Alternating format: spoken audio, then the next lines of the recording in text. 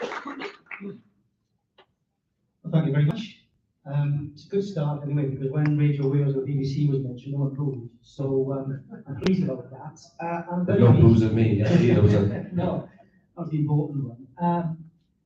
I'm very pleased to be asked to do this, to meet the manager. I've been lucky enough to speak to James many times. But it's great that you guys, the heartbeat of the club, could hear the answers. I said I'm pleased to be asked as well. Because you can probably tell by my accent, I'm not from these parts, but I have adopted Newport as my home. I've lived in Rogerstone for the last 17 years. It's not quite the same links to the club as Rob Phillips, who obviously covered the Excels before they were the Excels on the Argus. And I know he's desperately disappointed to miss tonight, but I'm pleased to say that I can be his stand-in, or if you know Rob's size, probably more like a Neil, really. Rob will be back for the start of the season, don't you worry. So it's my pleasure to put some questions to James, who's been very busy this summer. In fact, did you get much of a break, James? No, the thing is that I can only take a bit of time off in May half term because my kids are in school, so we went away then, but we did most of our transfers during that time, which was a good thing, because when we got back, we were able to hit the ground running with the team. We'll come on to the transfers, and you've been busy today as well, because the life of a first team manager isn't just about selecting sides and about doing the drills, it's also about driving. You weren't driving the first team coach, were you? But you have been up in Cheshire on a pre-season camp. Yeah, we've been away since Sunday. We came back today, so I drove up and down. One, to give the lads a bit of break from me, but then the second thing, so I could get back for tonight. So we've had a really good week. We've had a great week actually. With the amount of training sessions we did, managed to get 6 sessions in during the time, and also a bit of team bonding, a bit of camaraderie, lots of meetings around how we're going to play, how we're going to evolve from what we did last year, and more importantly, what things we've got to do to get better, to get in a better position than what we were last year, in a better position this year. Mottram Hall, I believe. Cristiano Ronaldo playing golf there a few weeks back, but I can't imagine there was a lot of, well, one, I assume you didn't put a bid in, chairman and the directors looking at me nervously, but I assume there was a lot of time for golf. This was business. Yeah, it was business, it was work. We're in a fortunate position where we can take the lads to places where we feel as though we can create an environment that's going to allow us to develop the team from where it was last year to this year, and that was important, that we set the tone, and we set the tone with I think with an excellent camp. I guess pre-season, I'm sure there's a lot of people here who think of pre-season as bin bags over the sweat out the holiday beers, and it's completely different now, isn't it? It's not about joining pre-season after a good break to get fit. It's to put your lessons in ready for the start of the season. They should be fit turning up.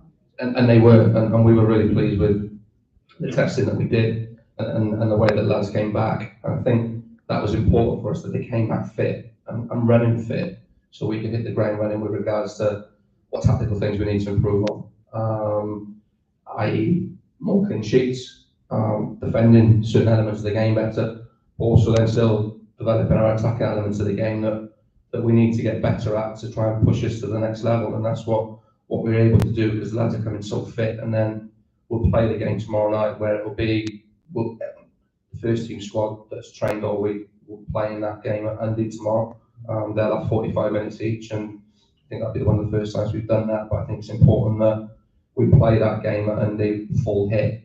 One, because I want the fans to see the new signings, but also it's important that we can get off the start that we need to as a group. As well as being important for that preparation for the season, it's probably really important to get them all together and get them to bond. Any tricks up your sleeve to help with that, or just the fact that we've got 20-odd footballers all together? They can't help but be big kids sometimes, can't they? Like no schoolboys. No kind of secrets to it, but I've worked with some managers who I've seen, or I've managed to learn a lot from. Your Neil Warnocks, your Mick McCarthy, so probably two of the best motivators in regards to what I've worked with. And you learn lots of things along the way. You don't necessarily tell all the different things that you do, but it's really that man management for me with what I've learned along the way. It's crucial for us, and we've had a really good week around that, and it's little things that benefit us. So there was no challenges to sort of build a bridge, a cardboard, anything like that. But he did have a barbecue last night. We had a barbecue last night, and all the newcomers had to sing. So we had 7 lads singing last night, which we did. So that was good. That was good standards. I think Darren's recruiting up the back whether they can sing or not. So that was good. But that was a joke thing. But yeah, it was a good afternoon. I'm conscious that these stools make us look a bit like a Westlife tribute act. But let's into a secret. Best singer? The best song in general was Aaron Wilby. Right. He's had a few clubs, so perhaps he's had a few chances to practice. You're relatively new. Have you got away with it? No, I said to them, I can sing, but then you've got to be on Christmas Day. So which one did they want to do? So I gave them that option. It was a very easy choice there. It sounds like a great time. It was hard work, but a nice little bit of a tan. So you can be outside in the weather. Last one on pre-season. What drill do the players like the least? Of course, as players, they're going to tell you that they like every drill because they're trying to get into that first team on the 30th of July. But which one can you tell? I don't know. I think we tried to. Some things are challenging and some things are done to test them mentally to see if they're tough or not. And I think that's what we do sometimes. But I like to think they enjoy most of training because I keep saying it, and probably people get bored of me saying it, but we've got the best job in the world. So going to run around in a bit of grass is not too hard. So they were running around the woods and going for 5-mile hikes. Again, something from in football team, dark ages. Yeah, no, I don't do that. It has been a busy summer. Like I said, you did manage to get away, but you would have spent an awful lot of time on the phone at the same time with agents. Darren Kelly's over there. I'm sure Mr. Foxall want to know what's going on, but you've done well. Yeah, I think we've had a great window with regards to how we tried to plan. We've hit the targets of players that we wanted to get. You know, we've got the lads in who I think can suit our style and our Newport County way of play, if you like, that we want to try and keep developing.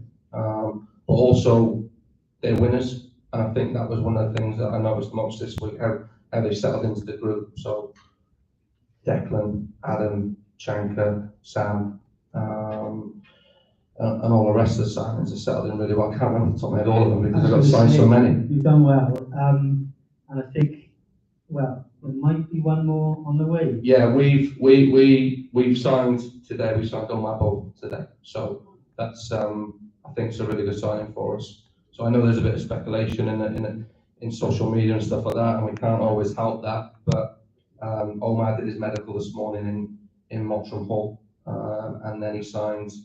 Once he's done that, he's met the lads, and he'll start with us on Monday. So I'm delighted with that one because I think that's a really important signing for us. There we are. It's worth turning up. You've got an exclusive. Omar Bogle is a Newport County player.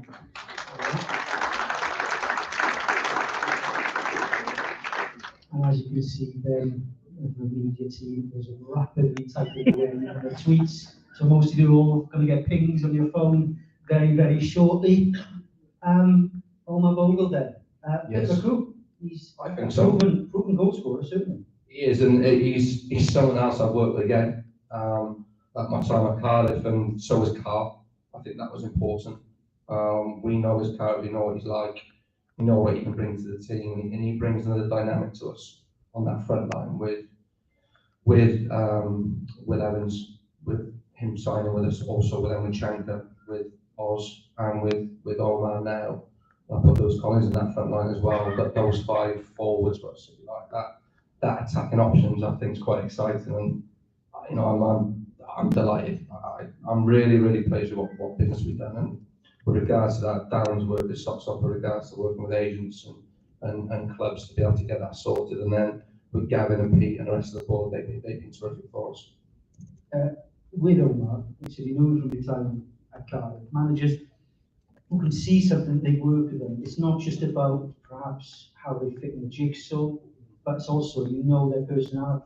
Yeah, I do, and I think one of the big things Omar's settled down now as well, and in the sense that where he is with his life, and I think that we can get the best out of him here because we know him on that level. I think he's not coming into a new club where it takes him a lot longer to settle in because he doesn't really know the manager that well.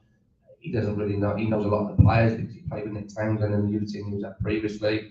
He's played with Waity when he was at Cardiff and Sam. So that helps us a lot. Obviously, he's played against the lads and they know what sort of a physical threat he is and his goal scoring ability. So it manages that. But and the other lads that we recruited, we spent a lot of time sitting down with them. So we put quite a lot of presentations on, a lot of phone calls, a lot of meetings to get to know the lads. So and also to get to know me, because I think that was important. And I think since I've had children, it's probably the best thing that happens to me because I'll treat those lads like they're my own. And I think that's what I try and do is make sure that they're well looked after. Even though they're like, old lad's only 8 years younger than me, but I still, when I say trips around like his family, and I think that's important for us. And I think we give them that love and care. I think then hopefully they repay back on the pitch.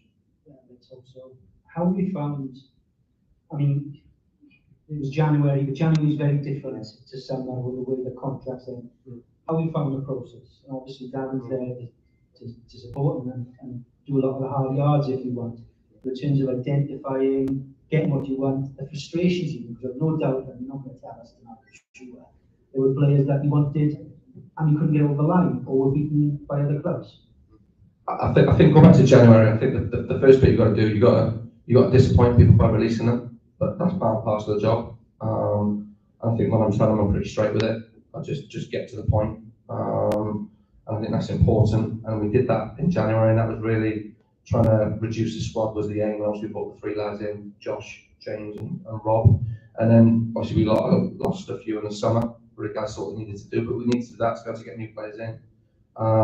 But regards to the process, we worked hard with regards to me watching the lads, Darren watching the lads, Carl watching the lads, Jared, to make sure that we watch them from a technical tactical viewpoint. But the big one for me, and I'm quite clear and I understand what football looks like and football doesn't look like, but the biggest one is the character.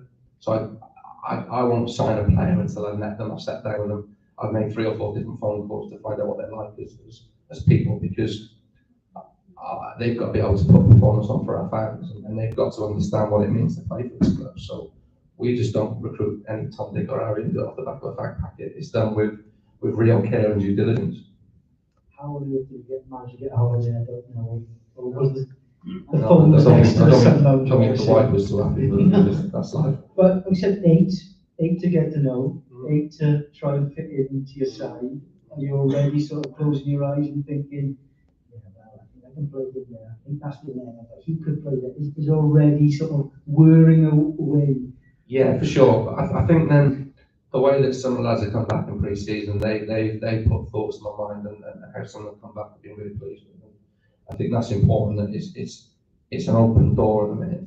I'm never going to say, "Oh, that's my team," because I think if I do that, then I've got a closed mind to things. I think that we try to look at it in the sense that well, everybody's got an opportunity to hit the ground running with us and show what they can do for this football club. Going back to some of the signings, you obviously hit the low market as well. There's a lot of excitement around Chanka Zimba when he came through at Cardiff, made his debut last year. And also Adam Lewis from Liverpool, which to have a relationship with a club like Liverpool obviously is a track record of low players doing well here. That must excite you. Yeah, it does. And I think with Adam, the biggest difference with Adam is that he's had 3 loans. He's had 3 senior loans, 1 in League 1, 1 in France, and obviously 1 in Scotland. And then I think that having that relationship with the likes of Liverpool through myself and Darren and the rest of the staff, it helps because we had those links when we were at Cardiff and we had Harry Wilson and Shea Ojo there with us, and then we built on those links. We have good relationships with David Woodvine and Darren's built on those relationships as well. But for us to be able to then get Adam and when we spoke to him, when we met with him, and when we showed him what our values are, what our principles are, he bought into it massively, and we were excited with that. And then with Chanka I knew what Chanka would do, but he's come back in great shape, and he's come back even better than what I thought he was going to. So he's a physical centre forward in the sense of his link-up play and his ability to score goals. I think Chanka's a goal scorer. That's what Chanka is, and with our team, with the way that we play with 2 up front, that helps him a lot. You mentioned the presentation of players. I'm curious. Is it literally a PowerPoint? Is it literally like, this is what we do, this is what we see you do? I think that they need to know a bit about me, what my values are, what our values are as a football club. And we show them what our values are, how we demonstrate that. Then we show what our principles of play are, and we show that within 2 different montages, both in possession and out of possession. And then we just show some stats on things that we did really well last year and things that we need to improve on. And the ones we need to improve on is why we need to bring those players in. So we work on that basis with them. And also just around about what we feel as though they can improve on. I think then that helps us then, because it shows we've done our duty of care regards to they need to know what we do, but what we know of them and what we can do to help them. And I think that's really important when you sign players, is that they need to know how we can help them. It's like in any walk of life, you know if somebody's got a care for you, that you're going to want to play for them and do well for them, but also then what it means to play for the football club. And I think that it's that honesty that they've got to show, and it's one of the key values of ours is honesty, and that's honesty to work hard.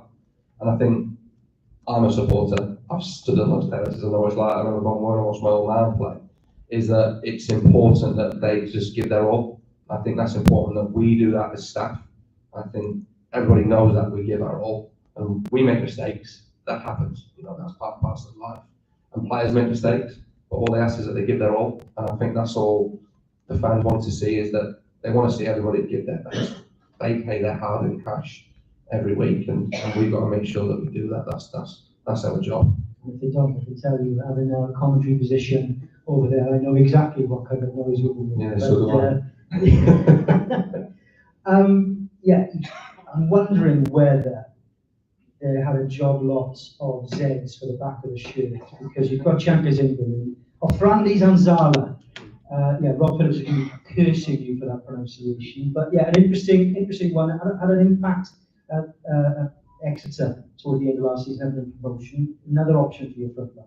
Yeah, he is, and he's 25, and I think that Oz has had a good upbringing at Derby. OB was fundamental in that for me, because obviously OB played with him at Derby. So when we were speaking to him, OB had influence in that along with me and Darren, and that was important. But we just showed him what we could do, what we could deliver for him, and it's like all of that. They get a bit of love and care, and what we can do for them to improve them. I think again we've got a really, really strong, powerful front line, and I include the 5 lads in that we spoke about. And an interesting one as well, Will Evans coming in from Bala. Coming from Emery is getting better. It's an interesting signing. You're not afraid to look for talent wherever it is, or look for potential wherever it is. Yeah, and I think that's the thing, is that it's recognising potential. And I think that one thing Will is he's coachable. He's fit as a fit. He's come back one of the fittest in the camera, and that's because of his background and the way that he works. But he's hungry as well. He's hungry to do well, and I think that he will be that option for us. He can play wide. He can play wide left, or he can play up front in the 2. He can play wing back, I believe, on the chasing games. So he gives us that dimension as well. He's all of that's a great lad, but he especially is a great lad.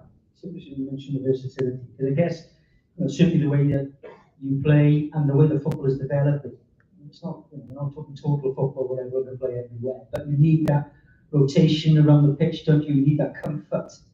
Yeah, and I look at that with Will, but I also look at that with Adam Lewis.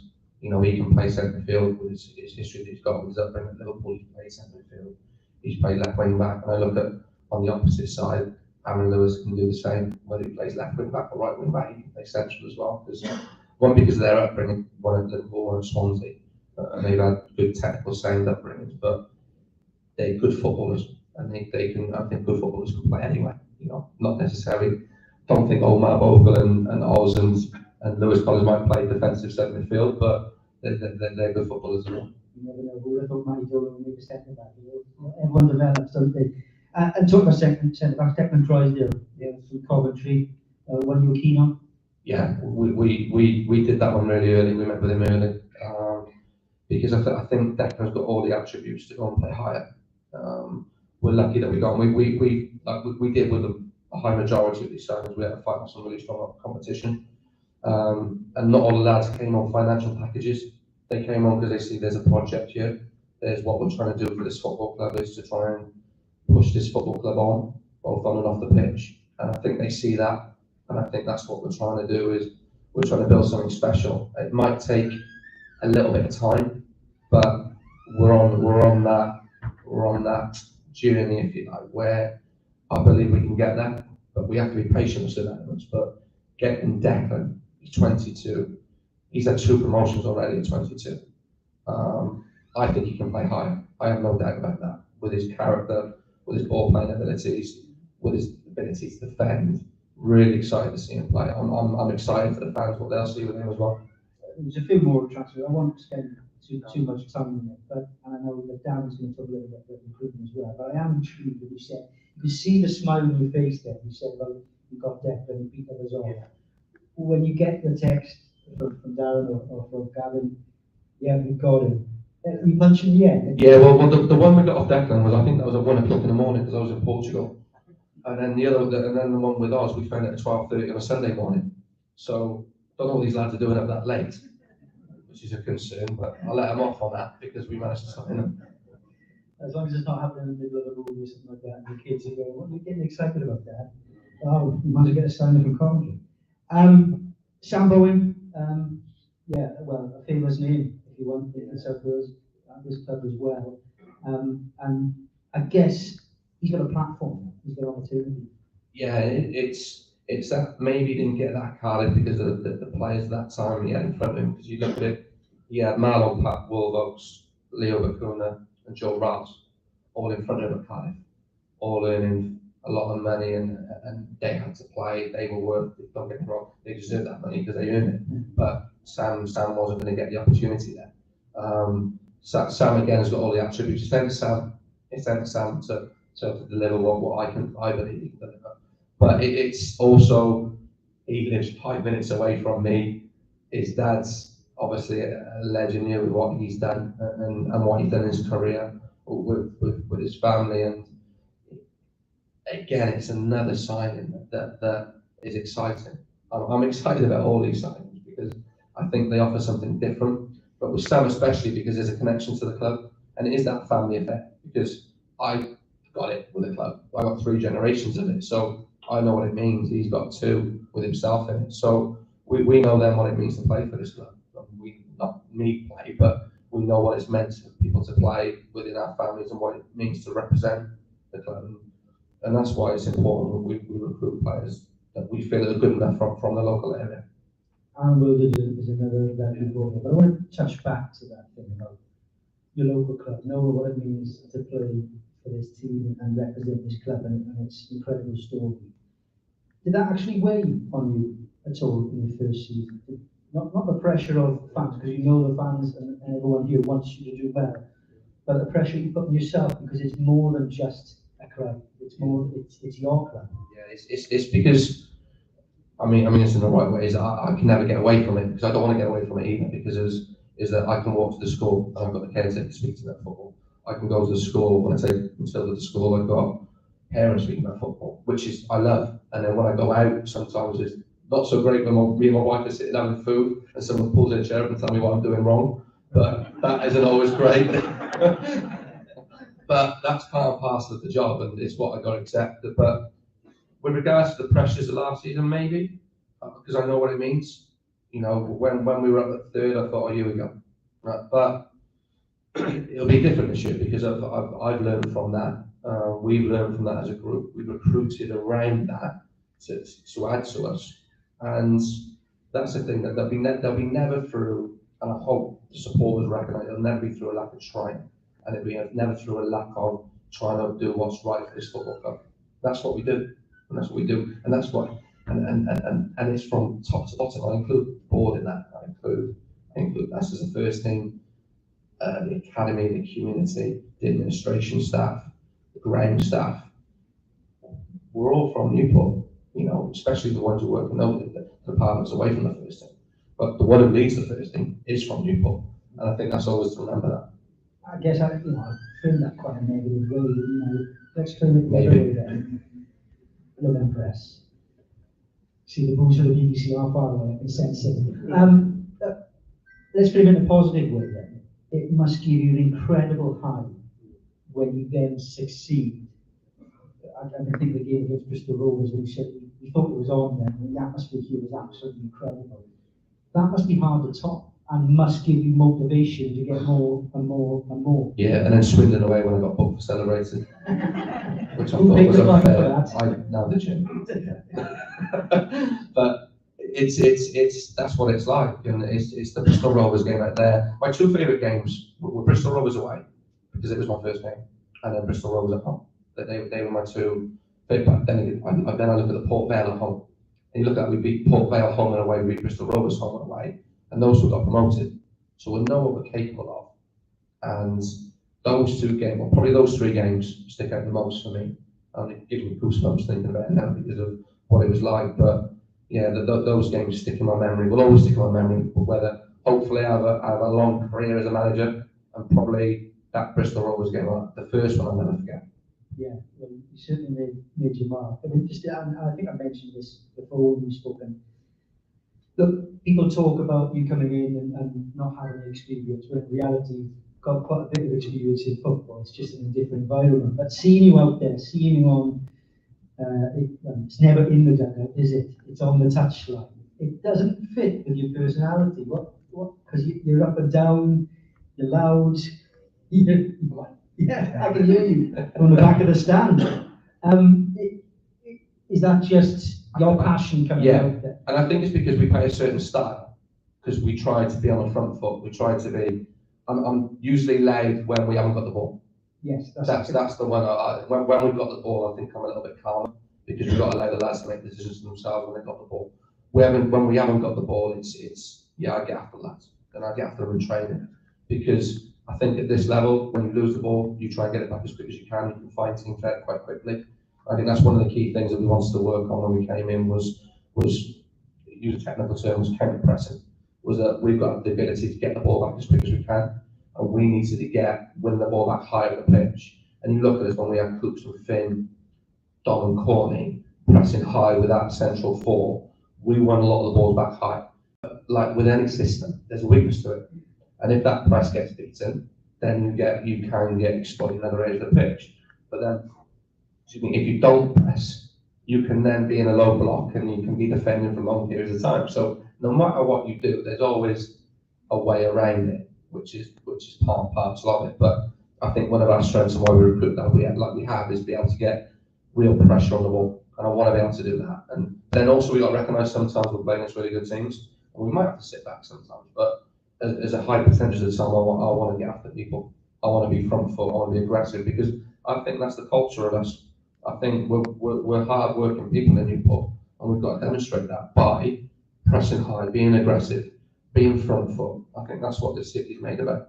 And it's certainly been reflected in the atmosphere that it then generates. That's the Bristol Rovers game, a perfect example. Got to be fit to do that, Mike. Yeah, you have, and I think that's one thing that we'll pride ourselves on, and one thing why I wanted to bring Carl in, not because of his background that he's got from a physical point of view, but also because he's worked with some really good managers like I have, and I think it was time for his career to become an assistant, not just a head of physical performance. And also he understands me, and he's the opposite to me in many ways. He's a lot calmer than what I am, which is important, especially on the touchline. And I think then with regards to that, we've increased our backroom staff to make that our team fitter and stronger, but also have a greater availability. So within that, we obviously Carl's come in with me back in February time. We've added another physio to our department. We've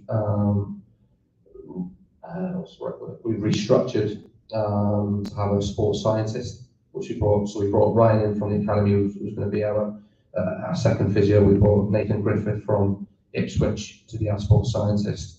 Then we've developed and enhanced our analysis department to make that to the levels of needs that I need as a manager.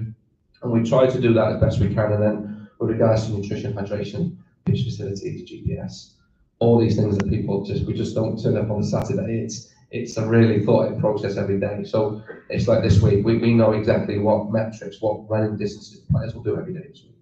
And we set drills around that to make sure we do it. It's related to the game, related to the practice, related to the way we play. We don't just turn up and do five-a-side like back in the day. We think things through and do things properly. Still do beep tests.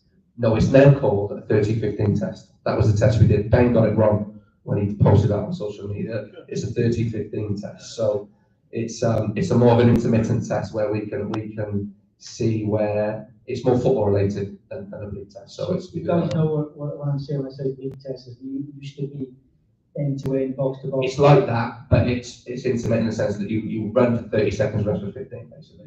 And it gets quicker and quicker as you go on. So remind us who was victorious? That was Cameron, and then Will. Yeah. And in terms of, I'm not going to ask who was last or who dropped out first. Well, I think that'd be obvious because the keeper's did it. Well, it's more in the game, as we say. I mean, there is the famous story. No, to be fair, the chairman did it with Darren, so they. There is the famous story of Peter Schmeichel sprinting around his penalty area just to get his sprint stats up. I'm sure that, you know, there's so much data involved, so much analysts to do. You're poring over a laptop, I've no doubt, when you should be catching up on EastEnders or whatever your favourite Netflix season is. It can be all consuming. Yeah, it is, but I love it. That's what we try and do to get better. You know, 24/7. I wanted to do this job. You know, it's my choice to do it. So when someone comes and sits next to me with my food, well, that's what I can put up with. You know, it's not ideal, but that's part and parcel of it. But the laptop stuff, the analysis side of the game, the data-driven approach is there, but it's not the be-all and end-all. Sometimes you have a feel to things, and I think that was one of the things that, especially working with Mick, really, when I worked with him at Cardiff, is that you got a certain feel to things, and you know, his mentor was Jack Charlton, you know, and there's probably no one better than that for him. But then I look at Mick and the things you say to me, saying with Neil Harrison, and that'd be weird playing against Neil when we play against them when we play Gillingham, and Trolls, and I put Slady and I put Warnock in that, is that you learn off different things, and you can say, yeah, it's data, we've got to look at data, we've got to look at stats, but it's the field stuff as well as the human touch is important as well. You worked under some great managers during your time. I know this is you now. This is everything that you've learned and trying to put into practice for the club that we love. But they are always there, those guys that you worked under. Have you reached out to them at any point? And I guess not just about, oh, how do you do this in a game or tactically. It's more the dealing with the intangibles, dealing with people like me. Yeah, it's to be fair, I think the media's all right with me. So I think the most important thing for me is that I'm myself. I don't try and put a front on. Whether if people like it, which probably do, if they don't, then there's not much I can do about it. But the always thing is that when you're authentic and when I'm myself, is that I'm giving my all, and that's all I can do. And try to be as honest as I can within that. And I'm lucky that I've got a really good support network at home, which is important. I've got a really good support network both personally and professionally. So whether that's at home with my family or whether that's with Gavin and Darren and the board, I've got that there, which is important for me. Also my staff. But then it's not just, I speak to Tony a lot, I speak to a lot of people who have been involved in the game that help me with what I need to do. And I suppose it's a testament to Mick when we had lost 3 games on the spin. And that was the first time that's happened to me as a manager, and he was the first person to phone me on Sunday morning at 10 o'clock to say it was all right. And I think that shows the type of man he is, but also the relationship you've got. And yeah, it's more, they're there for you more in the dark moments, I suppose, than the good moments, which is always a good thing. Yeah, having been there, I guess they know the times to pick up the phone. It's not when you're... It's when it's a lonely place. Yeah. And it can be lonely, yeah. And yet it all starts again, James. And it starts, I can't believe I'm saying this, tomorrow night. Yeah. It's obviously Sutton, where the league season starts a month today, which is, it'd be nice to go to Sutton and put something right there after the tail end of last season. But Andy is where it all begins. Traditional fixture, your plans for it? So we'll take the 24 players that we took to watch more, so all the senior players and the development lads within that. So they'll all play that game tomorrow. So they'll do a select 11 will play 45 minutes, then the next 11 will play 45 minutes. So the only new signing that will play in that game is Omar. Everyone else will play in that tomorrow. And it's part of our process, if you like. The lads will play 45 minutes tomorrow night at Andy. Then when we play Hungerford behind closed doors, that'll be a 120-minute game, but the lads will play 60 minutes in that. So we'll have to select 11s again. Same with Cardiff, and then when we play Western and Torquay, which is Friday night, Saturday night, it'll be 2 select 11s where they'll do 90s. So it'll be mixed teams in that, but all first team players. And when we get close to the Forest Green game, we get closer to that first game of the season. So what you're telling me and everyone else is don't read too much into your selections. No, I said that to the lads as well. And I don't even need to say that to the lads because it's pre-season. And what I was conscious of, I didn't want to go and play 7 top championship teams because we need to ingrain our certain style, our certain way along the way. And probably, we've got tough games in there. I know we played Forest Green last year, but they're a tough team to play against, and they're League One. Cardiff's always going to be tough. Obviously, with my connections there, and also with the way they play, it suits what we want to play against. Torquay will be tough. Western gives us a different dimension to the game. But then I looked at also with regards to the games coming up, Andy and Hungerford, they're not going to be easy because they're playing Newport County. So it's kind of, will we play properly for it, which is what we have done. Yeah, we'll get going again. I do believe you can go and watch the Cundy game, £10 a ticket, am I right, Dan? Details will be on the website, and I'm not saying this would happen, but just remember that West Ham played their local pre-season friendly once, and one of the fans managed to get 5 minutes of Harry Redknapp and go on the pitch. And James is making no promises. Yeah, I didn't know that. Yeah, that won't happen tomorrow. The story goes, Harry Redknapp had enough of a stick from one fan who kept on saying the lad up front can't do anything, and Harry turned around and said, well, if you think it's so much better, you go on. And he did. So you never know, James. You never know. He scored at being reliably informed. There we go. Yeah, you never know. They'll have a shirt there. I know. In fact, that's the burning question. What do you make of the new shirt? Yeah, I like it. Yeah, I really like it. I think it's nice. I think it's the colours of the club, and it's important that that's always demonstrating what it is. But I think it's a really good design. I like it. Anything with a badge on, I like it. I'm excited then when the next lot of kits come out as well, because I think the fans will really like them as well. They're going to buy some miniature ones now for family. Yeah, it cost me a fortune, mostly. What squad number are you choosing? To have Daddy on the back? Oh no, they don't do that. No, I'm not into that. Save that one for the players then. And the other one has to be what happened then. Gareth Bale choosing California over Carolina. What went on, James? He didn't like the schooling system in Newport, so what he decided to do was go to LA, which I can completely understand. But you've done all right. 8 signings. Yeah, I've been really pleased. You're ready for the new season. I'm not going to ask you a target, but what are your hopes for this season? Yeah, well, obviously it's progression from previous years. And let's not beat around the bush. Is that we want progression from what? And I've said it to lads, we want to achieve something that's never been achieved. It's the simplest format, and I think that's what we have to do, and that's the best for this. I just want the best for this football club, and that's all I want. And I want the best for the team, I want the best for the players, I want the best for all the volunteers that put all their hard work in to know that it's worthwhile. For all the staff that work and all the supporters in this room that put all their hard in cash to the football club. That I just want to make it worthwhile. We do as a team, we do as a football club. It's not just I, it's we. And I think that's really important because the work that goes on here, I've been at a Premier League club, I've been at a Championship club, and the efforts and the endeavour from everybody is this place is second to none. Both from an administration viewpoint, and I talk that from the board and the staff, to the support base, to the fans and how supportive they are with me. And I know that I make mistakes. I put my hands up when I make mistakes. That's part and parcel of football. I'm not going to get everything right. Players don't get everything right. If they got everything right, they'd be playing with Gareth Bale in Los Angeles probably. But the point is we try our best. And I think because we want this football club to go places it hasn't been before. And that's the aim. And I just want to repay everybody that shows faith in me as well. You sound excited. I am. Good. I'm sure everyone listening to this tonight will be excited. And just to touch upon James's point about people digging in, for an example of the manager also echoing that, it's because he was busily trying to dress one of the mannequins with a county shirt before you guys came in. It's been brilliant having your company. You guys will have far better questions than me, I am sure. And Be nice. And you probably Be nice look to at him, me please. thinking, why didn't he ask this? Why didn't he ask that? You will get your opportunity in a little while. But for now, I think you've all met the manager, James O'Reilly, I think deserves a round of applause. Thank you.